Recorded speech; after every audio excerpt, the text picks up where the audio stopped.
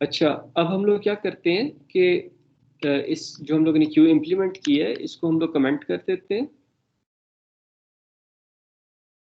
ठीक है, और फिर हम लोग कोड को जो है वो रन करने की कोशिश करते हैं, तो हमें क्या एरर मिलना चाहिए कि क्यू जो है वो हमारे पास डिफाइंड नहीं है। तो अब इसका क्या हल है? अगर हम लोग एसटीएल से क्यू लेना चाहते हैं तो क्या करेंगे?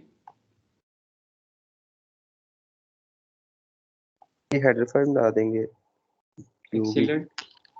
उसकी हेडर फाइल जो है हमारे पास क्यू की एग्जिस्ट करती है, हम लोग क्यू को जो है वो यूज़ कर लेते हैं। तो अब क्यू हमारे पास डिफाइंड हो गया, इसको हम लोग दोबारा कंपाइल करते हैं। तो अब मुझे बताएं अब क्यों एरर आ गया? एक्सेप्शन सेगमेंटेशन कर रहा है, एक्सेप्शन यूज क्यों? एक्सेप्शंस की वजह से तो वो नहीं कह रहा, कोई और मसला है। वो कह रहा है कि उसे मैचिंग कंस्ट्रक्टर नहीं मिल रहा इनिशियलाइजेशन के लिए। जो एसटीएल है उसके अंदर क्या हम लोग साइज स्पेसिफाई करते हैं? नो सर, आई थिंक जो स्टैक्स और क्यूज हैं वो एसटीएल के अंदर लिंक स्ट्रक्चर्स के थ्रू इंप्लीमेंट हुए हुए हैं, तो उसके अंदर आप जितनी मर्जी वैल्यू स्टोर करवाते हैं, आपको साइज स्पेसिफाई करने की जरूरत नहीं है। जिस तरह हम लोगों ने भी अपनी लिंक स्ट्रक्चर्स वाली जो इम्प्लीमेंटेशन की थी उसके अंदर हमें जो है वो साइज को स्टोर करवाने की जरूरत नहीं थी। तो इसी तरह हमें यहाँ पे भी जो है वो साइज को जो है वो स्पेसिफाई करने की जरूरत नहीं है। तो जो भी डिफॉल्ट साइज जिस तरह हम लोगों ने 100 लिया हुआ है, तो वो 100 साइज की क्यू जो है वो क्रिएट हो जाएगी। अब इसको हम लोग कंपाइल करते हैं, अब इसको रन करते हैं तो क्या होगा?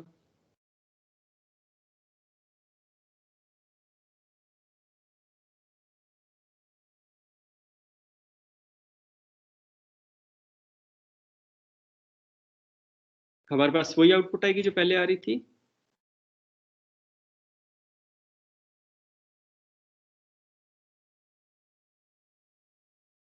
जी बेटे।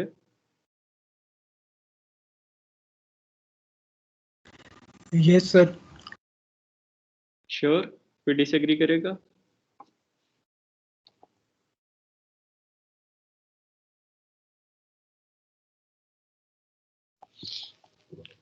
Sir Okay. ओवरफ्लो क्या है?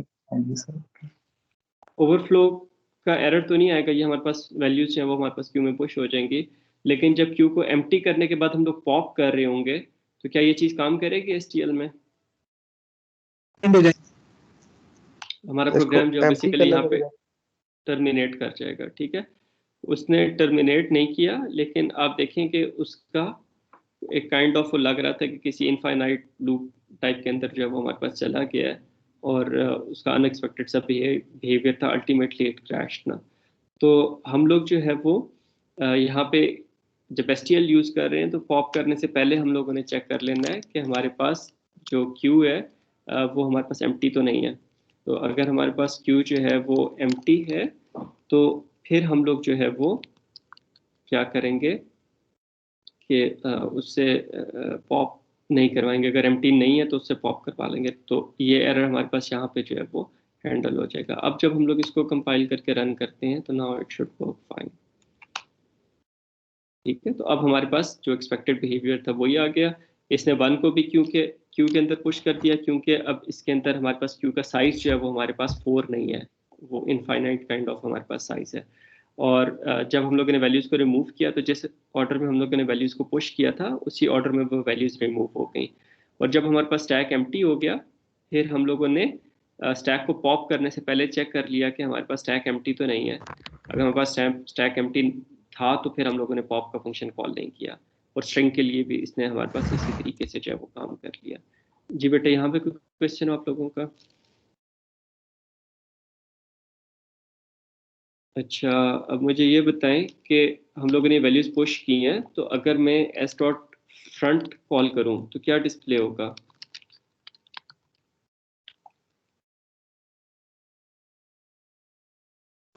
Five sir.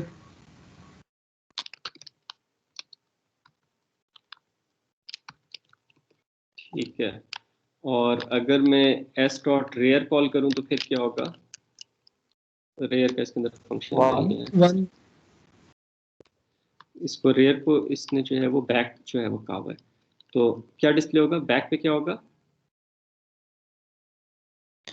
One sir. One display होगा।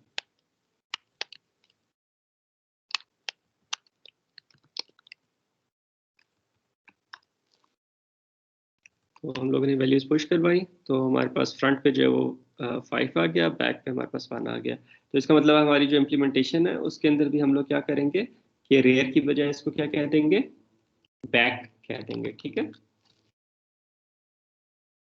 तो वो रेयर नहीं है, वो बैक है। और इसके अलावा और हम लोग STL में देख लेते हैं और कोई फंक्शंस हैं। बैक हो गया, एम्प्टी हो गया, फ्रंट हो गया, असाइनमेंट ऑपरेटर ओवरलोड हुआ हुआ है, इससे अभी तक हम लोगों ने नहीं किया, ये हमें करना चाहिए। पॉप, पुश, साइज, साइज हम लोगों ने नहीं किया। तो लेट से अगर हम लोग जो है वो साइज के फंक्शन को भी इम्प्लीमेंट करना चाहें अपने क्यू के अंदर, तो कैसे हम लोग साइज को इम्प्लीमेंट कर सकते हैं?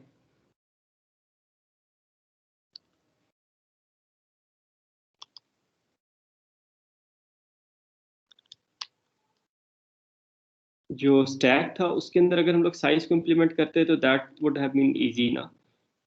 इसके अंदर जो है वो थोड़ा सा हमारे पास ट्रिकी हो जाता है कि हमारे पास वैसे तो रेयर से हम लोग फ्रंट को माइनस करें तो हमारे पास जो है वो अम, उससे हमारे पास साइज आ जाएगा, लेकिन क्योंकि हमारे पास सर्कुलर एरे है तो इस वजह से हो सकता है कि रेयर की वैल्यू जो फ्रंट से छोटी हो, ठीक है। तो उस सूरत में फिर हमारे पास थोड़ी सी वो कैलकुलेशंस उसकी ट्रिकी हो जाएंगी।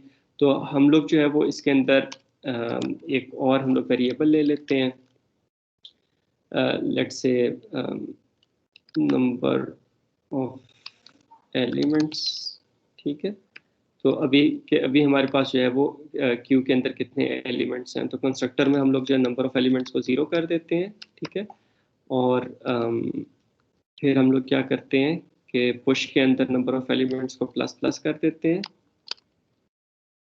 फ्रंट में कुछ नहीं होगा, बैक में कुछ नहीं होगा, पॉप के अंदर नंबर ऑफ एलिमेंट्स को माइनस माइनस कर देते हैं, और एम्प्टी में कुछ नहीं होगा, फुल में कुछ नहीं होगा, मेक एम्प्टी में नंबर ऑफ एलिमेंट्स को हम लोग 0 कर देते हैं। That's it. तो अब और एक हम लोग साइज का फंक्शन लिख लेते हैं, int size const return number of elements, के हमारे पास जितने एलिमेंट्स हैं वो हम लोग रिटर्न करते हैं। तो अब अगर हम लोग अपने कोड के अंदर लिखते हैं कि जी फ्रंट पे ये एलिमेंट है, बैक पे ये एलिमेंट है, और जो क्यू का साइज है वो हमारे पास साइज का हम लोगों ने फंक्शन जो है वो इम्प्लीमेंट कर लिया। तो अब इसको हम लोग जो है वो रन करके देखते हैं। अभी हमारी ADT का कोड है, ये STL नहीं है, ठीक है।